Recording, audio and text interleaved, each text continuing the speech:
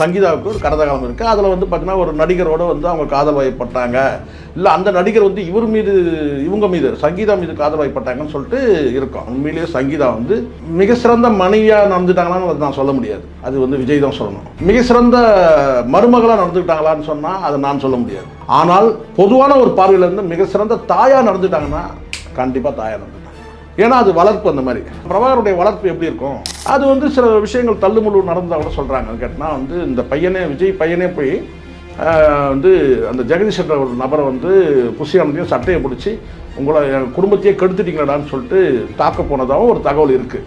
அதை தொடர்ந்து தான் வந்து விஜய் வந்து கேட்டால் வந்து வீட்டை விட்டு வெளியே போடான்னு சொல்லி விஜய் சொன்னதாகவும் ஒரு தகவல் இருக்குது. மகன் தவறு செய்தால் கூட அவனை தொடர்பாடையில் அடித்து மருமகளோட வாழ வைக்கணும். மருமகளை வாழா வெட்டி அனுப்புகிறவங்க மாமனார் மாமியார் கிடையாது. இதுக்கு மேலே நான் வந்து எஸ்எஸ்சியை பற்றியோ சோபாவை பற்றியோ நான் சொல்ல வேண்டிய அவசியமே கிடையாது. அம்மா அப்பாவே பிரித்து போட்டான் புஷியானது, மனைவியை பிரித்து போட்டான். அவ்வளோ உள்ளடி வேலை செஞ்சுருக்கிறான் கூட இருந்தே.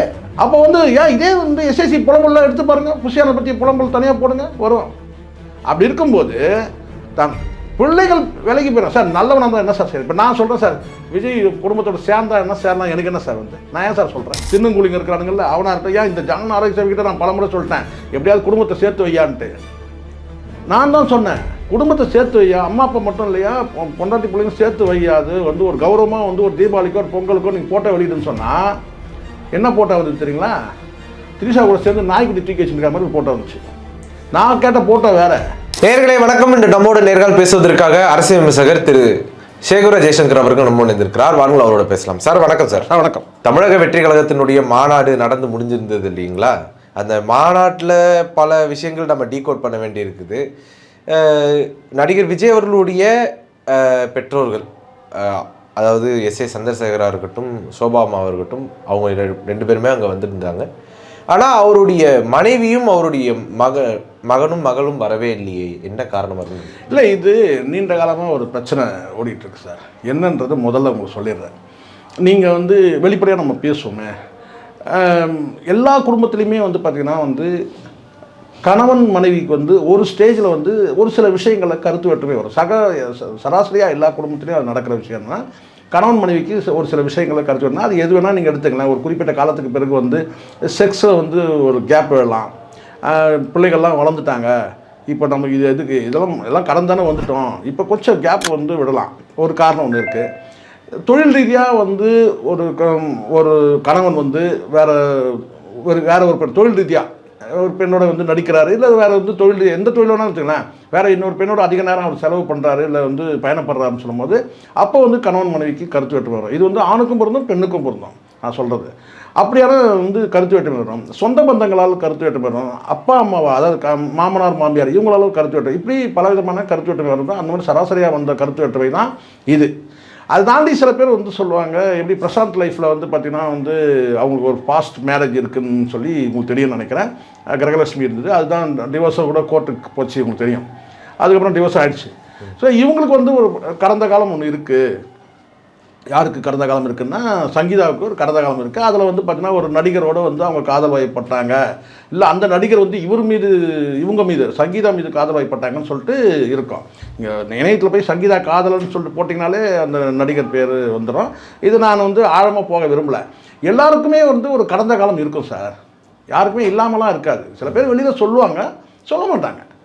இப்போ வந்து இவங்களை எடுத்திங்கன்னா ஸ்ரீவித்யா வந்து பேட்டியில் சொல்லியிருப்பாங்க, கடைசி காலத்தில் வந்து யாருமே வந்து அவங்கள பார்க்கக்கூடாது, ஒரே ஒரு நபர் மட்டும்தான் என்னை வந்து பார்க்கணும்னு சொன்னாங்க. புற்றுநோயில் வந்து படுக்கையில் இருக்கும்போது ஸ்ரீவித்யா சொன்னது, ஒரே ஒரு நபர் மட்டும் என்னை வந்து பார்க்கலாம், மற்றவங்க யாரும் என்னை வந்து பார்க்கக்கூடாது அப்படின்னு ஒரு ரூலே போட்டாங்க. யாரும் வந்து பார்க்கவே இல்லை. கடைசியாக போனது யாருன்னா கமல்ஹாசனுக்கும் அவங்களுக்கும் வந்து ஏஜில் வந்து 2 வயசு 3 வயசு வித்தியாசம் சொல்கிறாங்க. கமல் சின்னவர், அவங்க பெரியவங்க, கமல் சின்னவர். ஆனால் 2 பேரும் காதல் வயப்பட்டு கல்யாணம் பண்ணிக்கலாம்னு சொல்லும்போது பார்த்தீங்கன்னா கமல் குடும்பத்தில் வந்து சில எதிர்ப்புகள் இருந்ததுனால அவங்க வந்து அது நடக்கலை. ஆனால் தொடர்ந்து சினிமாவில் பயணப்பட்டாங்க. என் அம்மாவை கூட நடிச்சிருக்கிறாங்க ஸ்ரீவித்யா. இப்படி ஆனால் அவங்களுக்குள்ளே வந்து பார்த்தா வந்து ஒரு மெல்லிய காதலும் வந்து அது அந்த சினிமா ரீதியான அந்த தொடர்பும் அவங்களுக்கு இருந்தது உண்மை. அந்த மாதிரி ஒவ்வொரு மனிதர்களுக்குமே வந்து பார்த்தீங்கன்னா ஒரு கடந்த காலம் இருக்கும். இன்றைக்கி வந்து கடந்த காலத்தில் வந்து நீங்கள் வந்து பார்த்தீங்கன்னா யாராவது காதலை பெற்றால் நிச்சயமாக பல மனைவிகள் வந்து கடந்த காலத்தில் யாராவது அவங்களுக்கு ஒரு காதலர்கள் இருந்திருக்கலாம். பல பேருக்கு, நான் சொல்கிறது எல்லாருக்கும் சொல்லலை, பல பேருக்கு. சில பேருக்கு வந்து பார்த்திங்கன்னா வந்து ஒன் சைடாக வந்து இவங்க லவ் பண்ணி கூட வந்து விலகி இருப்பாங்க. அது சங்கீதா விஷயத்தில் ஒன் சைடாக டபுள் சைடான்றது நமக்கு தெரியாது. ஆனால் அப்படி ஒரு வாழ்க்கை அவங்களுக்கு இருந்தது. அதில் வந்து பார்த்திங்கன்னா வந்து அதை சில நேரங்களில் சில கணவர்கள் என்ன செய்வான்னு கேட்டிங்கன்னா, மனைவிக்கு கடந்த காலம் இப்படி ஒன்று இருக்குதா அப்படின்னு சொல்லி தெரிஞ்ச உடனே என்ன சொல்லி கேட்டிங்கன்னா, இவங்க கொஞ்சம் அந்த ஒரு கேப் எடுப்பாங்க. இன்னொரு சில பெண்கள் கிட்ட போய் இவங்க வந்து தொடர்பு எடுக்கும்போது இந்த பலவீனத்தை பயன்படுத்திப்பாங்க. இப்போ உதாரணத்துக்கு கேட்குறான்னு வச்சுக்கோங்க, அவங்க கூட சுற்றிட்டு கிடக்குறீங்கன்னு சொல்லி கேட்டால், நீ மட்டும் ரொம்ப யோக்கியமா, நீ அவங்க கூட சுற்றலை கல்யாணத்துக்கு முன்னாடி, இப்படி ஒரு கேள்வி வரும். கரெக்டாக அப்படி ஒரு கேள்வி வரும். அப்போ என்னன்னா தான் செய்கிற தப்புக்கு என்ன செய்யணும், மனைவியோட கடந்த காலத்தை வச்சு அவங்க வந்து டார்கெட் பண்ணுறதுன்னு ஒன்று சில பேர் பண்ணுவாங்க. அது ரெக்கார்டாகவே யூஸ் பண்ணுவாங்க. பல கணவன்கள் இந்த வேலையை செய்வாங்க. மனைவியோட கடந்த காலம் தெரிஞ்சுன்னா அவங்க ரொம்ப வசதி. Also the reverse gender. ஆமாம்மா. ஆனால் மனைவி இன்னைக்கு வந்து நம்மக்கிட்ட வாழ வந்த பிறகு அவங்க எவ்வளோ உண்மையாக நடந்துக்கிட்டாங்கன்னு சொல்லி என் பார்வையில் நான் சொல்கிறேன்னு கேட்டிங்கன்னா, நீங்கள் ஒப்பீட்டு அளவில் நான் பார்த்தேன்னா உண்மையிலேயே சங்கீதா வந்து மிக சிறந்த மனைவியாக நடந்துட்டாங்களான்னு நான் சொல்ல முடியாது. அது வந்து விஜய் தான் சொல்லணும். மிக சிறந்த மருமகளாக நடந்துக்கிட்டாங்களான்னு சொன்னால் அதை நான் சொல்ல முடியாது. அது வந்து அவங்க தான் சொல்லணும். ஆனால் பொதுவான ஒரு பார்வையிலேருந்து மிக சிறந்த தாயாக நடந்துட்டாங்கன்னா கண்டிப்பாக தாயாக நடந்துட்டாங்க. ஏன்னா இன்றைக்கி விஜய் கூட வந்து அவங்க பிள்ளைகள் கூட கிடையாது. பையன் தனியாக இருக்கிறான், வந்து மகள் தனியாக இருந்தால் கூட அவங்களுடைய வாழ்க்கை வந்து பார்த்திங்கன்னா பிள்ளைகள் கிட்ட தான் மையப்பட்டு இருக்குது. விஜய் அதுக்காக விஜய் வந்து டைவர்ஸ் பண்ணிட்டாங்க விலகிட்டாங்கன்னு நான் சொல்லவே இல்லை. அது தனிப்பட்ட வாழ்க்கை நான் போகல. ஆனால் பிள்ளைகளுக்காக வந்து நல்ல ஒரு தாயாக அவங்க இருந்துருக்குறாங்க. ஏன்னா அது வளர்ப்பு அந்த மாதிரி அந்த ஏன்னா சிங்கள மண்ணில் வந்து பார்த்தீங்கன்னா வந்து அந்த என்ன சொன்னால் கூடுதல் ஒழுக்கம். பிரபாகருடைய வளர்ப்பு எப்படி இருக்கும்?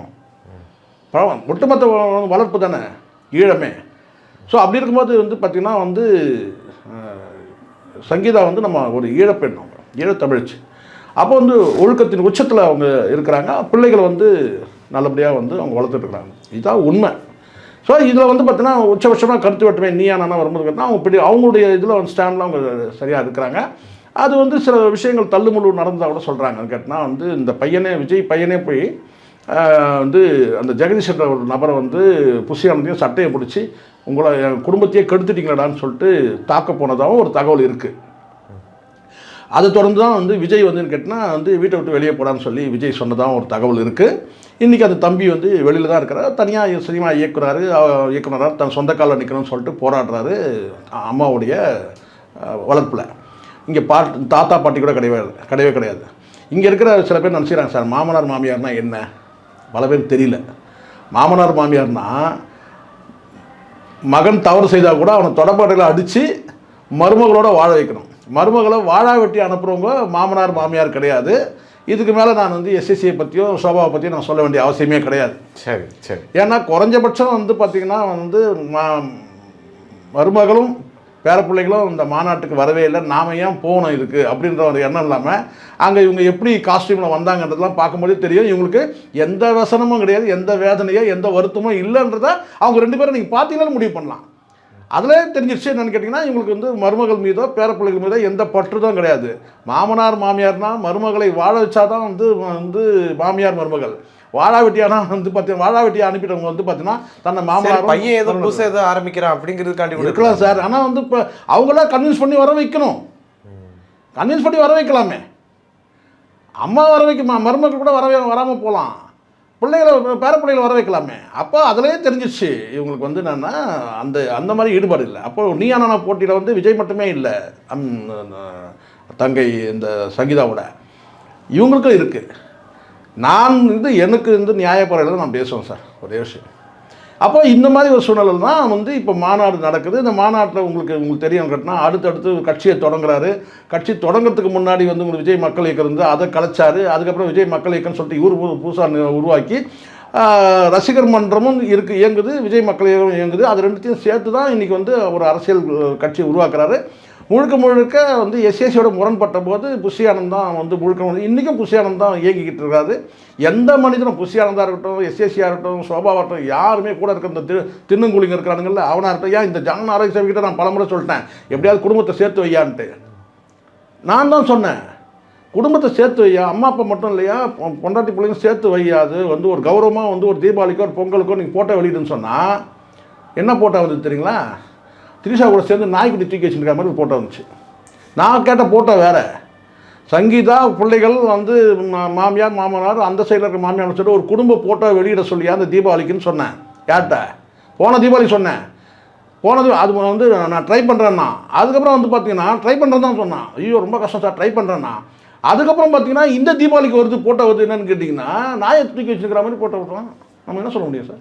சரி, எனக்கு ஒரு சின்ன கேள்வி இதில் வருது. என்னென்னா, பொதுவாக இந்த பொது வாழ்க்கைக்கு போகக்கூடியவங்க, அரசியல் வாழ்க்கைக்கு போகக்கூடியவங்க, பொதுவாக ஆண்களாக இருக்கிறாங்க அப்படின்னா, அவங்க திருமணம் செஞ்சவங்களாக இருக்கிறாங்க அப்படின்னா கண்டிப்பாக மனைவிட்டு இருந்தோ காதலிட்டு இருந்தோ வந்து ஒரு ப்ரெஷர் வரும். என்னென்னா வந்து தயவுசெய்து இந்த மாதிரி அரசியல் வாழ்க்கைக்கெல்லாம் போகாதீங்க, நீங்கள் அரசியல்வாதிக்கு போறீங்களா தயவுசெய்து அப்படியே போயிருங்க அப்படிங்கிற மாதிரி ஒரு சண்டை வந்திருக்கும் இல்லைங்களா? அது மாதிரி சண்டை இல்லை. இது வந்து எப்படின்னா அரசியலுக்கு வர்றதுக்கு அவங்களுக்கு விருப்பம் இருக்குன்றது தாண்டி அதுக்கு முன்னாடியே வந்து இவங்களுக்குள்ள ஒரு உரசல் வந்து நான் சொன்னேன் இல்லையா, அந்த எக்ஸ் லவரோட அந்த விஷயத்தில் வந்து இவங்களுக்குள்ள ஒரு உரசல் இருக்குது.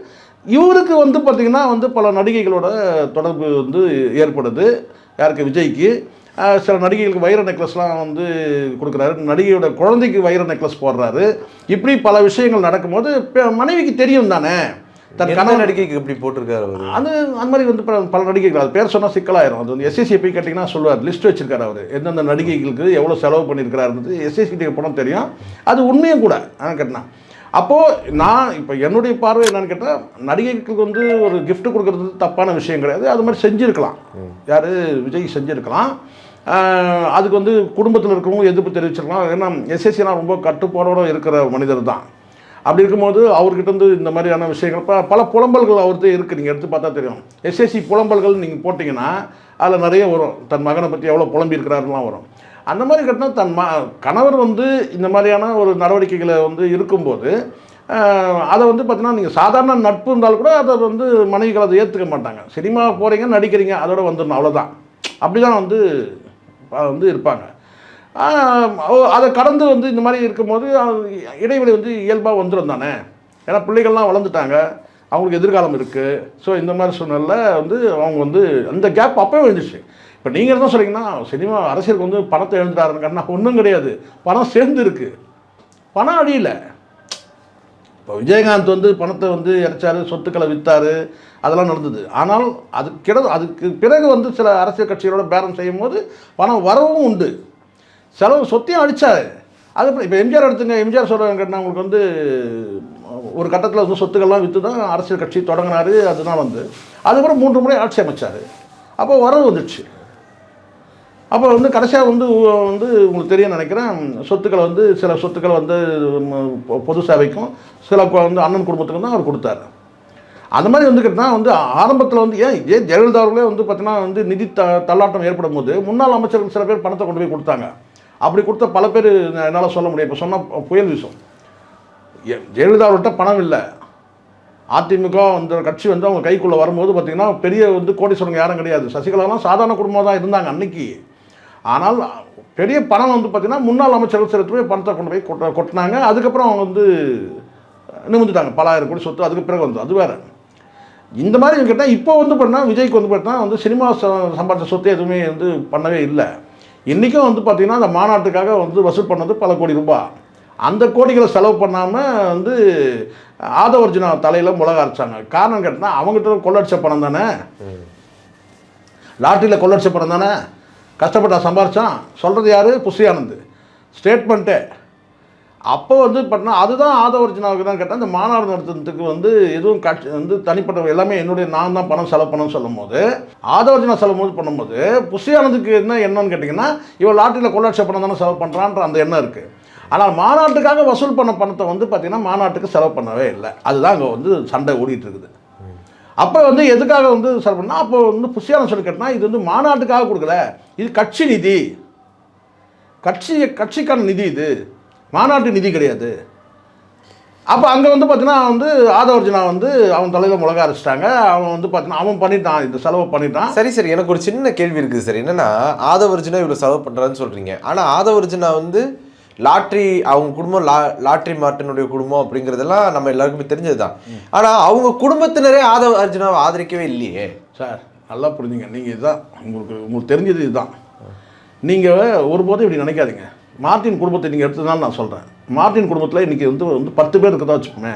ஷார்ட்டாக சொல்லிடுறேன். 10 பேரும் 10 கட்சியில் இருக்கிறாங்க இந்தியாவில். இன்னும் வெளிநாட்டில் மட்டும்தான் இல்லை நான் நினைக்கிறேன். 10 பேர் 10 கட்சி 10 அமைப்பில் இருக்கிறாங்க. அவங்க குடும்பத்தில் 10 பேர்னா அந்த 10 பேருமே 10 கட்சியில் இருக்கிறாங்க.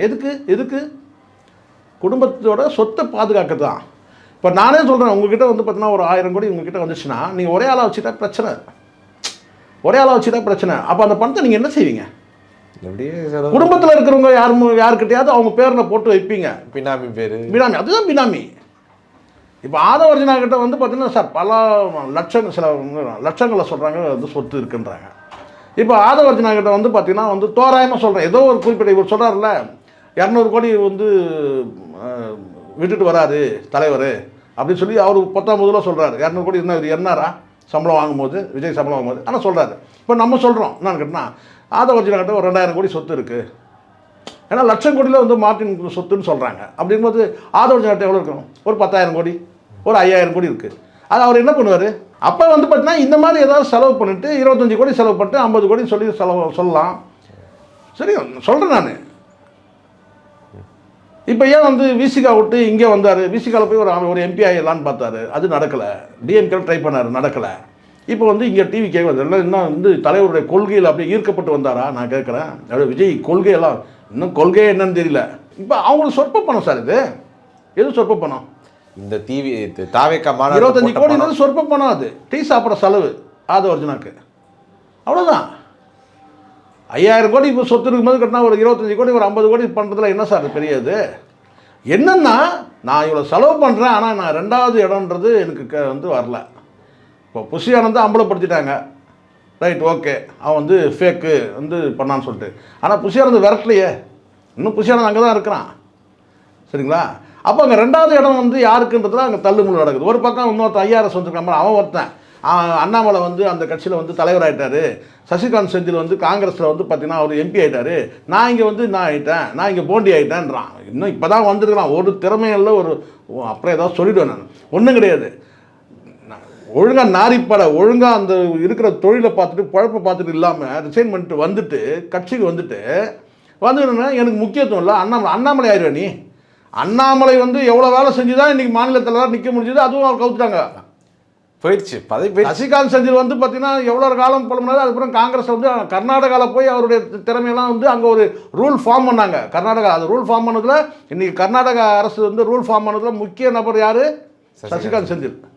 அவ்வளோ வியூகம் அமைச்சு கொடுத்து அந்த ரூல். அதுக்கப்புறம் தான் அவருக்கு ஒரு எம்பி பதவி இங்கே கிடைக்குது. சொல்கிறேன் நான். அது கூட வந்து பார்த்தீங்கன்னா வந்து ஏன் ராஜ்யசபா எம்பி கொடுக்க முடியாதா? காங்கிரஸில் ஏதாவது ஒரு காலி ஆகும்போது கொடுக்கல. ஆனால் வந்து அப்போது வந்து எலெக்ஷன் கண்டஸ்ட் பண்ணி தான் வந்திருக்கிறாங்க. நீ நேற்று தான் வந்த இது டெல்லியிலேருந்து வந்துட்டு எனக்கு முக்கியத்துவம் இல்லை, அது இல்லை, இது இல்லைன்ற புலம்புற. அவன் உன் தலையெழுத்து இருக்கிற ஐஆர்எஸ் போஸ்ட்டை விட்டு இவனை நம்பி இவங்ககிட்ட வந்து சிக்கி சீரழின்னு உன் தலையில் எழுதி தான் யார் பண்ண முடியும்? ஒரு கௌரவமான பதவி சார்.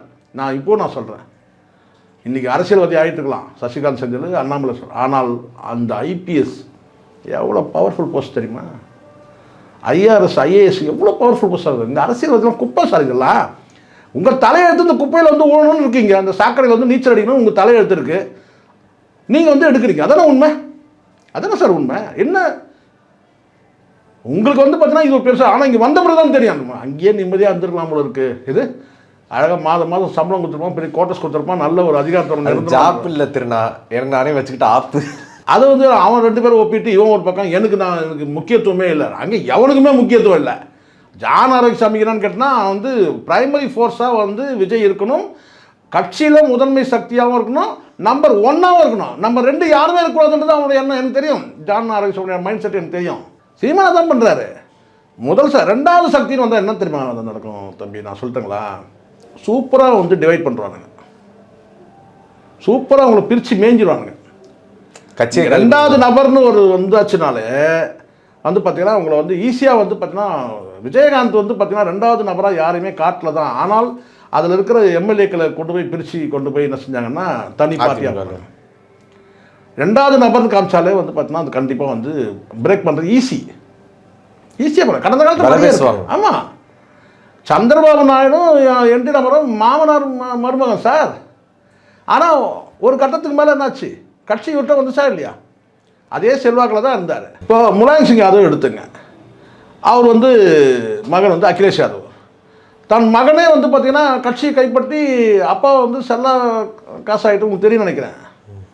இத்தனையும் பல அரசியல்வாதிகளை கடந்து வந்தவர் வந்து சந்திரசேகர் வந்து அவருடைய அமைச்சரவையில் இருந்திருக்கிறாரு. இன்னும் விபி சிங் இவங்களெல்லாம் பல தலைவர்கள் கடந்து வந்த முலாயம் சிங் யாதவ் அவர் நிலைமை என்னாச்சு?